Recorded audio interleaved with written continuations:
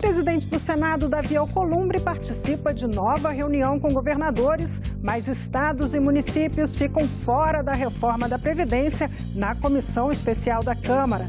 Plenário aprova proteção de dados pessoais como direito fundamental.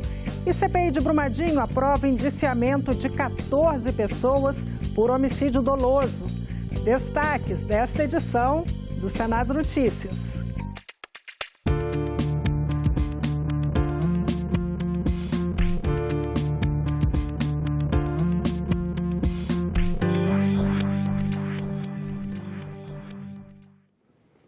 Olá, boa noite.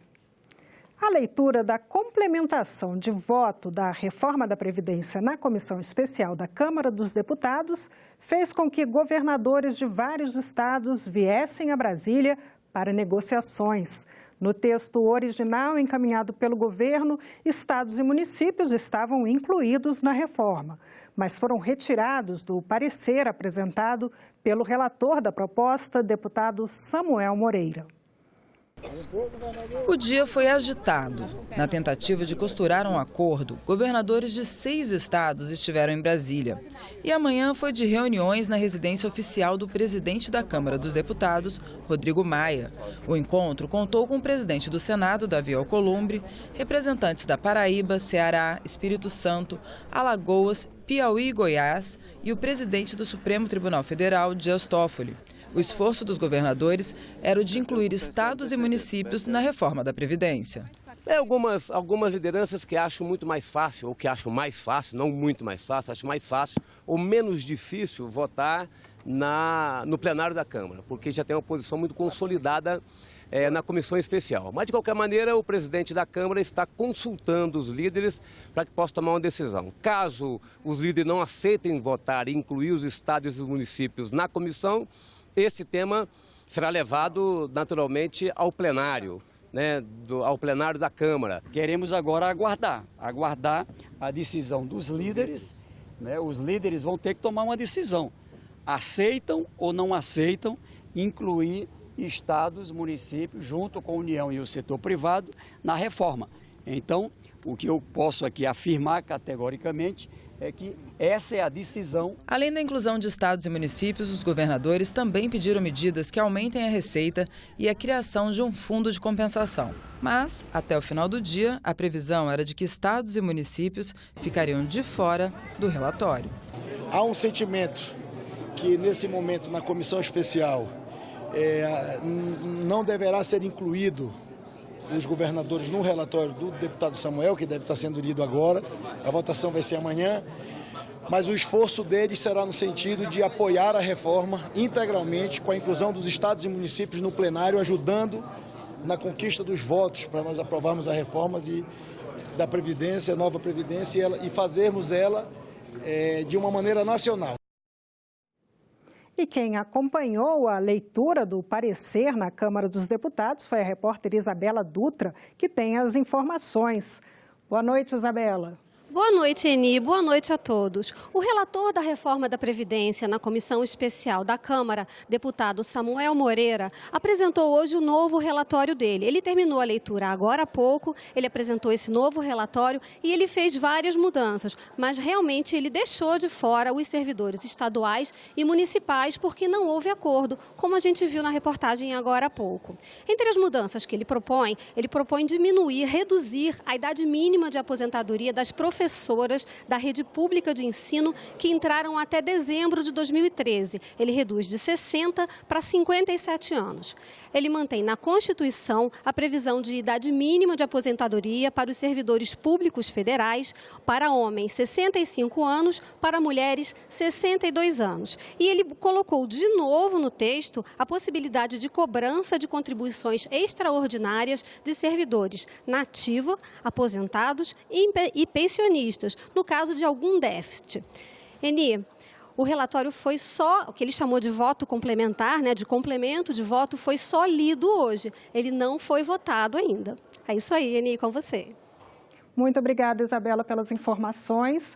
E a gente vai continuar acompanhando amanhã, então, essa decisão aí da reforma da Previdência, que está na Câmara dos Deputados, mas aprovada lá, vem para o Senado. A proteção de dados pessoais vai ser incluída entre os direitos fundamentais do cidadão, segundo proposta de emenda à Constituição aprovada hoje pelos senadores. O texto segue agora para votação na Câmara dos Deputados. O plenário quebrou prazos e concluiu a votação de mais uma mudança no texto da Constituição. Inserir entre os direitos e garantias fundamentais a proteção de dados pessoais de brasileiros e estrangeiros residentes no país, inclusive as informações disponíveis em meios digitais. Foram séculos e séculos para que pudéssemos chegar neste momento, defendendo direitos e garantias fundamentais do homem e do cidadão. E infelizmente, fruto de um mundo obscuro, fantástico, é verdade, da internet, hoje estamos tendo que voltar a assegurar direitos que antes eram considerados absolutos. Direito à intimidade, direito à vida privada, direito à inviolabilidade da correspondência, das informações que temos. Temos de voltar à origem para garantir a individualidade, a liberdade individual a cada identidade e a sua própria liberdade quanto ao seu acervo intelectual, as suas informações, o seu conhecimento, as suas conversas, aquilo que lhe é mais íntimo, a sua própria exposição. Os senadores iniciaram a discussão do polêmico projeto que obriga presidiários condenados a ressarcirem o Estado pelos custos gerados com a própria manutenção nas prisões.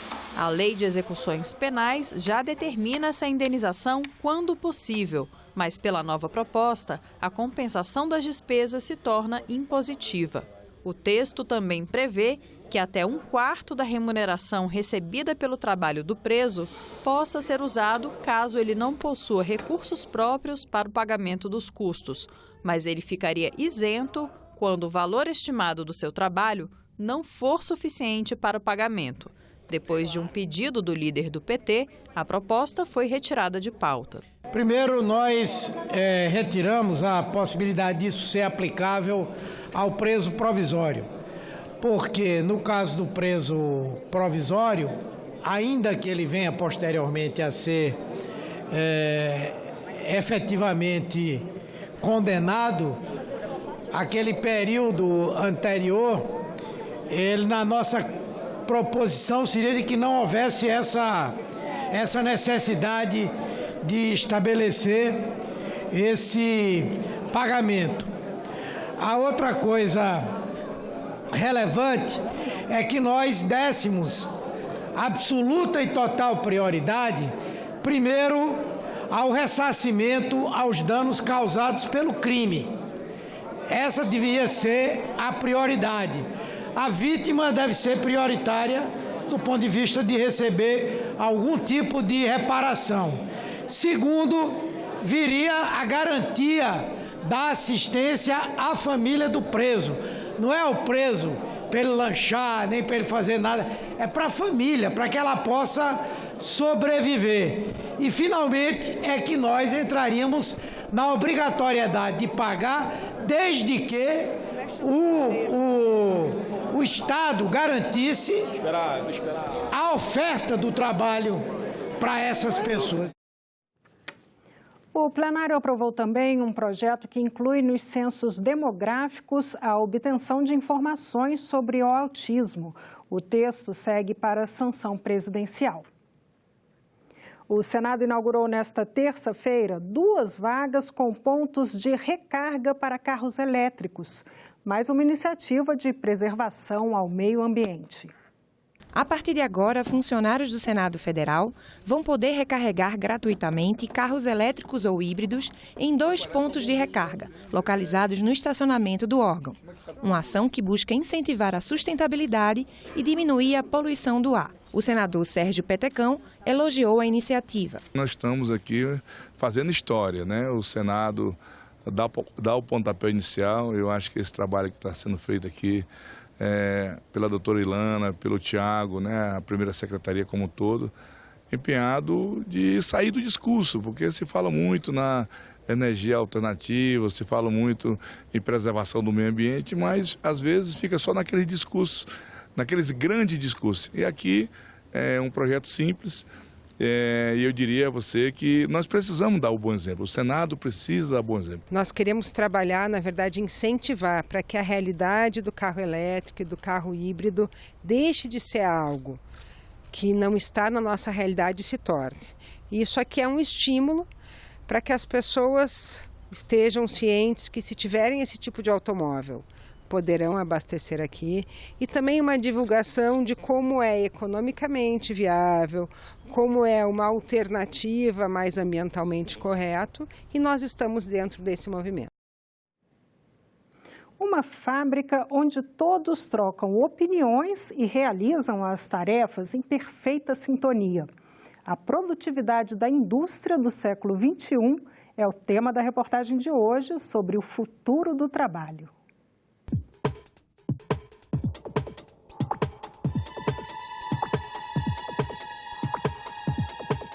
Na indústria do futuro haverá robôs e máquinas inteligentes? Sim. Mas o fator humano não pode ficar de fora. Afinal, o que muda nesse novo modo de produção?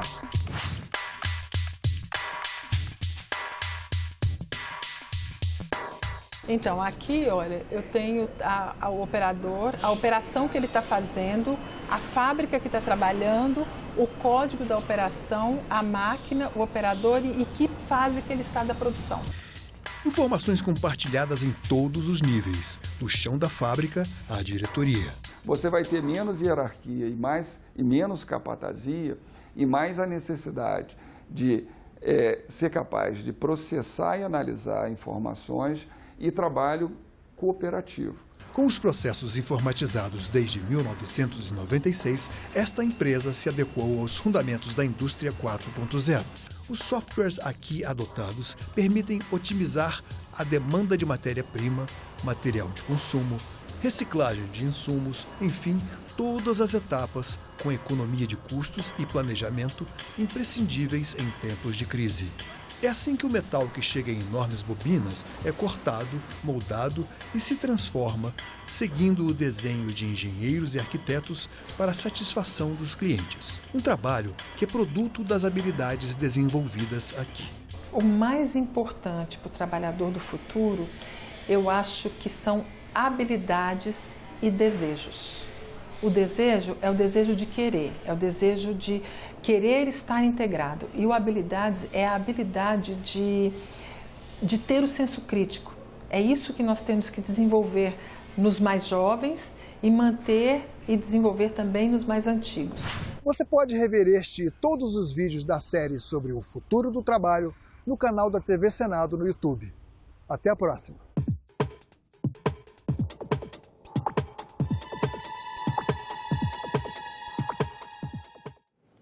A Comissão Parlamentar de Inquérito responsável por investigar as causas da tragédia de Brumadinho aprovou hoje o relatório do senador Carlos Viana. Parlamentares sugeriram que os responsáveis pela barragem devem ser indiciados por homicídio doloso. – 246 pessoas mortas e 23 desaparecidas. Este é o saldo de uma das maiores tragédias ambientais e humanitárias da história do Brasil.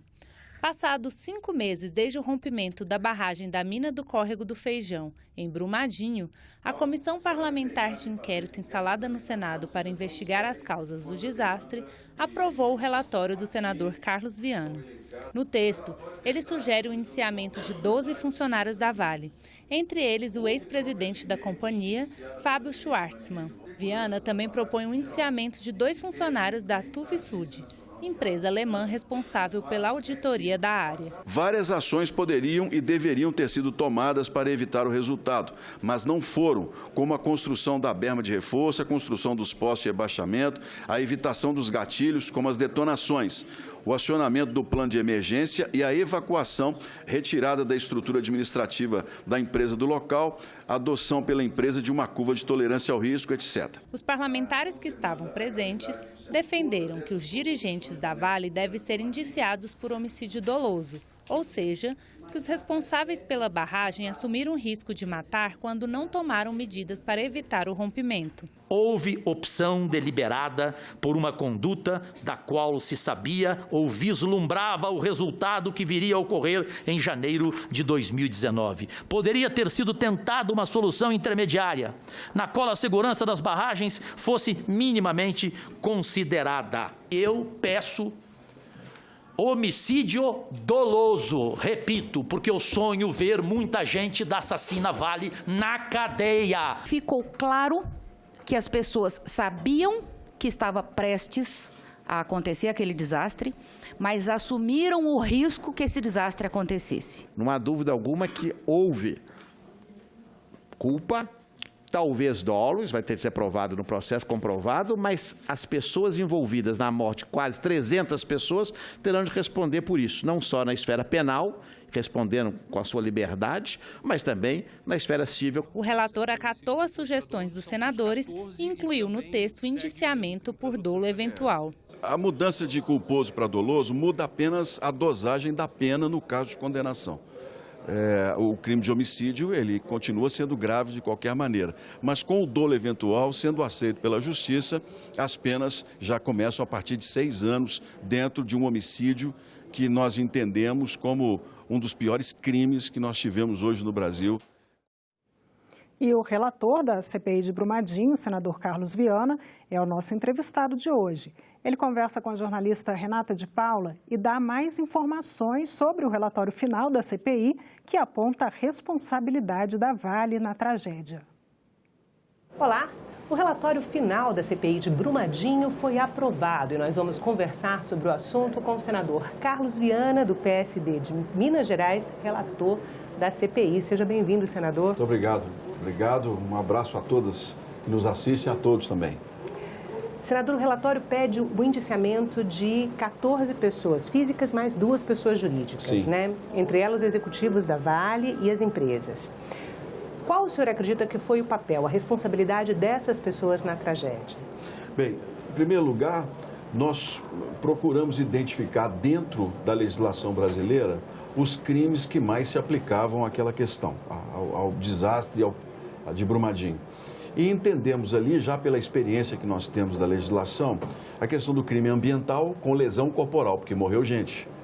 Nós temos também o crime de omissão, que ficou muito claro dentro da estrutura empresarial da Vale. O que é isso? A empresa sabia claramente dos riscos, a empresa sabia que a tragédia poderia acontecer, mas não tomou as providências necessárias para que não se repetisse de uma forma pior o que aconteceu em Mariana. Então, tanto a Vale quanto a Tuvsud, que deu as informações falsas em um laudo que as autoridades não foram informadas corretamente sobre a gravidade da situação da barragem, as duas empresas responderão por omissão e também pela questão do dano ambiental com lesão corporal, que é uma condenação que leva a uma série de indenizações para o Estado e também para as comunidades. E no caso dos funcionários da Vale, ficou muito claro também que desde os gerentes que lidavam diretamente os técnicos com a lama, até os que estavam no patamar mais alto da empresa, recebiam as informações sobre o que estava acontecendo lá. E é uma constatação... Eles tinham noção da dimensão do problema, da dimensão do risco, senador? Eles tinham toda a clareza de que a barragem poderia romper. Em junho de 2018, por exemplo, 7 meses antes, eles começaram a fazer um procedimento para tentar saber o que estava dentro da barragem, porque eles não sabiam o que tinha lá dentro. E houve um fraturamento, a barragem começou a romper. Eles correram, pararam o procedimento e na madrugada ainda começaram a fazer uma série de pequenas obras para conter aquele vazamento. E nem 7 meses antes da ruptura. 7 meses antes. Nem assim houve o acionamento de um plano de emergência para que as pessoas fossem retiradas e a barragem pudesse ser analisada de uma forma mais profunda. Não é? É muito ruim a gente hoje pegar um relatório como esse que nós estamos apresentando, com quase 400 páginas, e a gente ter a certeza de que essas pessoas poderiam estar vivas, que as famílias poderiam estar aí com as filhas, os filhos, poderiam estar com as esposas, as propriedades, sãos e salvos, se o procedimento tivesse sido correto, se a cultura da preservação, inclusive da vida, tivesse sido praticada.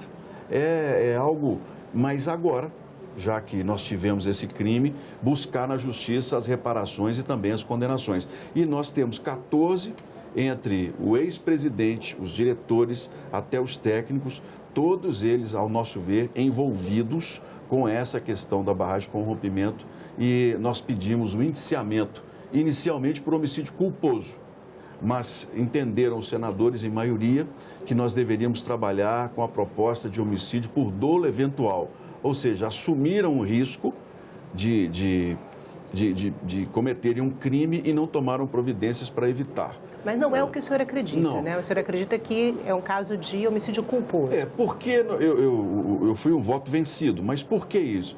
Porque eu me baseei na experiência da legislação brasileira. O caso de Mariana, por exemplo. Nós tivemos 20 mortos em Mariana, houve lá uma denúncia por dolo eventual. O Tribunal Regional Federal da Primeira Região desqualificou o crime de homicídio. E nesses casos o que acontece? O inquérito é devolvido, o processo é devolvido, e aí para se refazer a denúncia.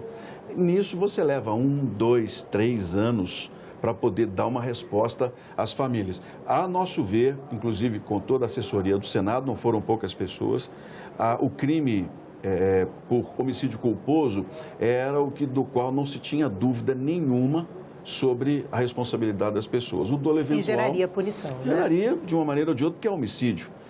O dolo eventual gera apenas acima de 6 anos. O homicídio culposo, nós falamos aí 1 ano e meio, 3 anos, né?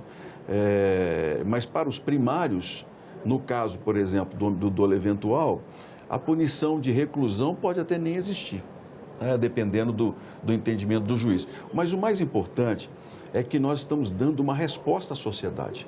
Agora caberá à nossa justiça fazer a dosagem da pena, né? Porque não cabe a nós, senadores, condenar ninguém.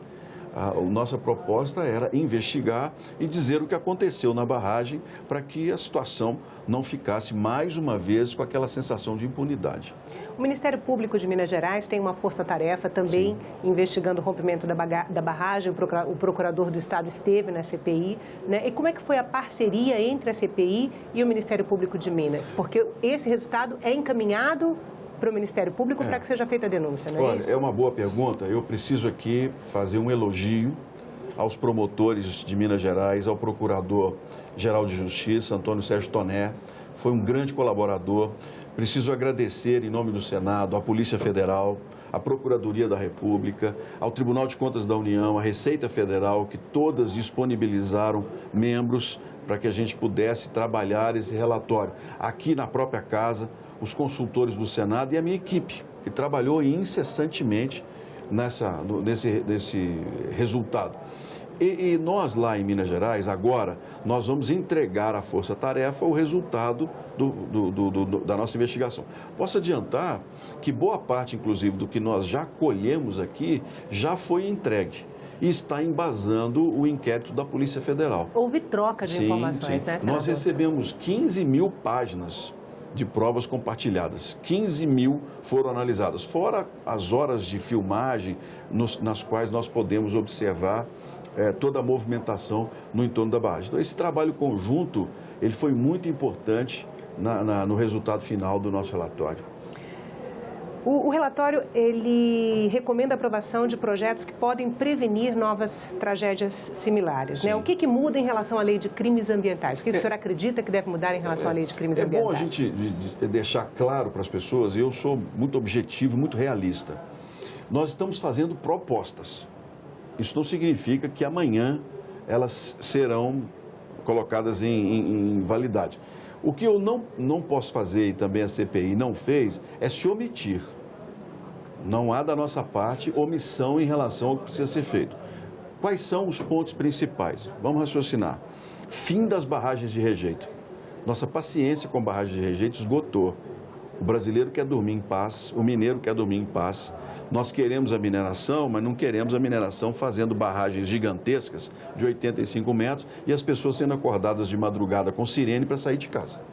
Então, nós propomos o fim das barragens de rejeito, e as que existem com 10 anos totalmente esvaziadas.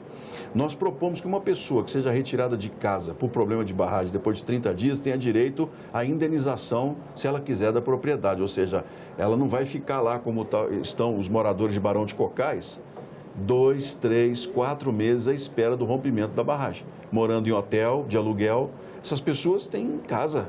Essas pessoas têm um lugar delas. Isso gera danos psicológicos irreversíveis nas crianças, nos idosos. Em março, né? Pois é.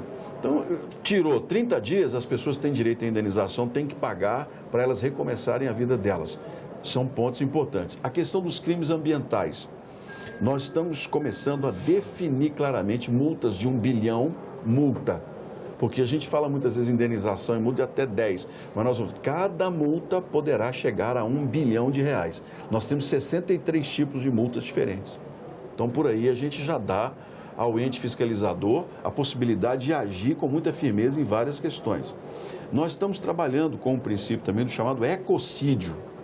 O que é isso? A morte dos animais. Porque eles são tratados como coisa. São tratados como parte de terra, de lama. E, na verdade, nós temos uma fauna que é parte da vida. E nossa legislação hoje, cada dia que passa, protege mais os animais, porque é um conjunto. Né? Como é que nós vamos sobreviver se essa natureza não tiver essa junção, né? Todo esse grupo? E nós estamos buscando essa criminalização. Outra coisa que eu considero muito importante, chamar a atenção sobre a pouca tributação, ou seja, a mineração paga pouco imposto no Brasil.